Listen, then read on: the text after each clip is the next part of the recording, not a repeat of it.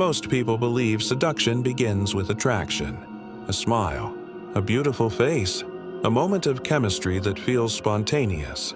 But the most dangerous seduction rarely begins with attraction. It begins with attention, a brief glance that lasts slightly longer than expected, a conversation that feels unusually natural, a feeling that someone understands you faster than they should. At first, it feels flattering, comforting even. But what most people never realize is that attention can be engineered, curiosity can be planted, and emotional attachment can be built piece by piece without you ever noticing it. Because seduction is not simply about romance, it is about influence. And the most powerful influence is the kind you believe was your own idea. Tonight, you're going to see how seduction manipulates human emotions, not through theory, but through a story, a man, a woman, and a series of small moments that slowly turn curiosity into psychological control. You enter a quiet lounge late at night. Soft music plays in the background. Dim lights reflect off glasses and quiet conversations. She isn't trying to stand out. She isn't even speaking. Yet something about her presence feels intentional. She scans the room slowly, observing people. Nothing feels unusual. Across the room, a woman sits alone near a window. Until your attention shifts, studying behavior. Then suddenly, her eyes meet yours for half a second. Then she looks away. But something inside your brain lingers on that moment, because attention is powerful. And when someone notices you, your brain notices them back. Your mind starts asking questions. Why did she look at you? Was it interest? Recognition? Coincidence? The human brain is uncomfortable with incomplete information. When something feels unresolved, your mind tries to solve it. And every time you glance across the room, you notice her again.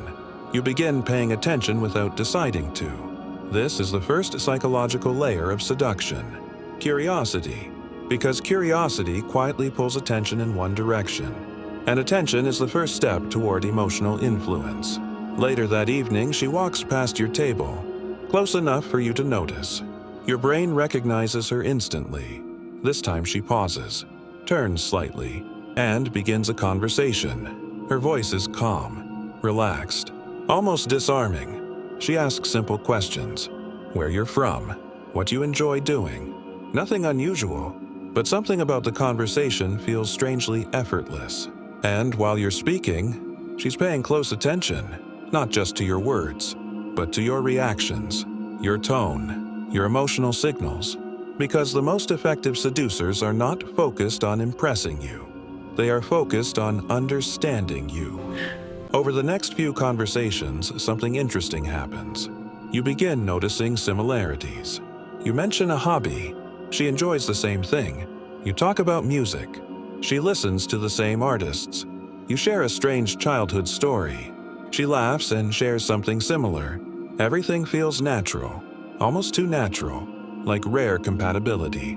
But psychology has a name for this: mirroring. When someone subtly reflects your interests and behaviors, your brain interprets it as deep connection. You begin feeling understood. And feeling understood is one of the strongest emotional triggers humans experience. Then something unexpected happens. She disappears. No messages. No encounters. Nothing. At first, you assume she's busy. But then your mind starts drifting back to her. You replay conversations, wondering what changed, if you said something wrong, if she lost interest. But this silence triggers something powerful inside your brain: the reward system. When attention becomes unpredictable, the brain begins craving it. It's the same psychological mechanism that makes gambling addictive. You're no longer just curious about her. You're waiting for her return. And eventually, she appears again, smiling, relaxed, as if nothing unusual happened. And strangely, you feel relief. Your brain interprets her presence as a reward, which strengthens emotional attachment. Now, every interaction feels more exciting, more meaningful. Without realizing it, your emotional state has started responding to her presence. And that's when seduction begins shifting into influence. Your conversations grow deeper, more personal. You begin sharing memories, private thoughts, moments that shaped who you are, and she listens carefully, patiently, with empathy. Every vulnerability shared strengthens emotional investment, because humans naturally value what they invest themselves into, especially emotionally. Even when the relationship itself is still uncertain, something subtle begins changing. You think about her more often, during quiet moments, during long days, during nights when your mind drifts. You check your phone more frequently, wondering if she has reached out. You rearrange plans just to see her again, but she never asked you to do any of that. You chose it. That's what makes psychological seduction powerful. It shapes emotions, and emotions shape decisions. Eventually, something unusual happens. Your emotional state begins syncing with her reactions. If she seems warm, you feel confident. If she becomes distant, you feel uneasy. Your mood now responds to her attention. This is the emotional hook. When one person quietly becomes the regulator of another person's emotional state, at this stage influence becomes effortless, because emotions drive behavior. Then one evening something shifts. You watch her interacting with someone else, and suddenly you notice something familiar. The curious glance, the careful listening, the same calm, mysterious energy. The pattern looks identical, and a realization forms. What felt unique might not have been unique at all. It might have been a method. Because real seduction isn't about beauty. It's about emotional architecture, creating curiosity, building connection, encouraging vulnerability, then carefully controlling attention. Some people do this instinctively, others learn it deliberately, but the effect is always the same. Your emotions begin responding to someone else's design. And the most powerful seduction is the one you never realize is happening until it has already shaped how you feel.